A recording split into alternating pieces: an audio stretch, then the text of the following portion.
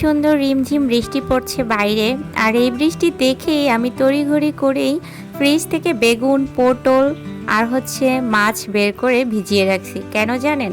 কারণটা হচ্ছে বৃষ্টিতে ভাজা ভাজা দিয়ে ভাত খেতে বা খিচুড়ি খেতে খুবই মজা লাগে।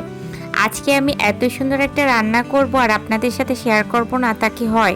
তো যেই কথা সেই কাজ, যেহেতু আমি আজকে ভাজা ভাজা করব, তো আপনাদের সাথে একটু শেয়ার করি আমি আসলে মূলত কিভাবে ভাজা ভাজা করি।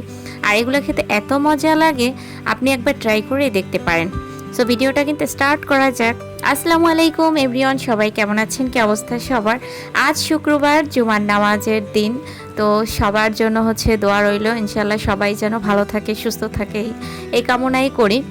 বাই দ্য ওয়ে, আজকে দুপুরে আমি লাঞ্চের জন্য রেডি করতেছিলাম বেগুন, পটল আর ফিশ। এগুলো সবই হচ্ছে ফ্রাই করব। তো এটা ভালো করে ওয়াশ করে দেন হচ্ছে মরিচের গুঁড়া, লবণ, তারপরে হলুদের গুঁড়া, জিরার গুঁড়া, তারপরে ধনিয়ার গুঁড়া সব কিছু দিয়ে আমি ভালো করে হাত দিয়ে এটাকে ম্যারিনেট করে নিয়েছি। এরপরে 5 মিনিট রেখে দিয়েছি। তারপরে সরিষার তেল দিয়ে এগুলোকে ভাজবো।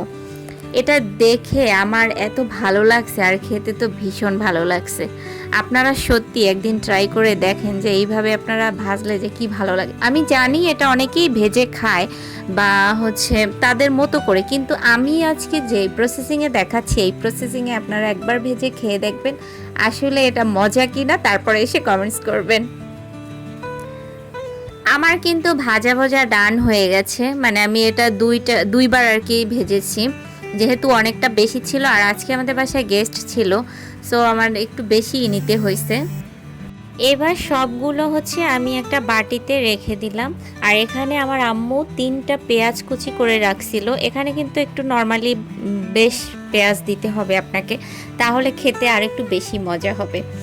আসলে এটা আপনি যতটা বেশি পেঁয়াজ দেবেন ততটাই ভালো। আমার আম্মু একটু কম কুটছে, আর 4-5টা দিলে ভালো হতো। যাই হোক, পেঁয়াজের ভিতরে আমি আবার একটু হলুদের গুঁড়া, ধনিয়ার গুঁড়া, মরিচের গুঁড়া এগুলো অ্যাড করে দিয়েছি।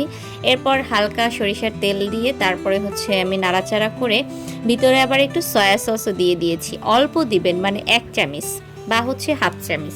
এরপরে আমি একটু জিরার গুঁড়া দিয়ে পানিটা অ্যাড করে দিলাম। তারপরে হালকা একটু নাড়াচাড়া করে এটাকে ভালো করে মিক্সড করে দেন হচ্ছে আমার ভাজাগুলো দিয়ে দিয়েছি। আর এটা এখন পোড়া পোড়া হয়ে গেছে। ট্রাস্ট মি গাইস, এটা যে এত ইয়াম্মি হয়েছে, আমি তো সাথে সাথে ভাত নিয়ে বসে গেছি রে ভাই। আর যাকে যাকে দিছি, আমাদের বাসায় যত গেস্ট আসছে সবাই মানে এত মজা বলছে যে আপু রান্নাটা আসলেই অনেক মজা হয়েছে। সো আপনারা কিন্তু ট্রাই করে দেখতে পারেন। আর ভিডিওটা একদম শেষ পর্যন্ত যারা দেখেছেন তাদেরকে অসংখ্য অসংখ্য ধন্যবাদ। আর আমার পেজটা যারা নতুন তারা অবশ্যই ফলো দিয়ে পাশে থাকবে। নেক্সট একটা ভিডিওতে খুবই শীঘ্রই দেখা হয়ে যাবে। অ্যান্ড আল্লাহ হাফেজ।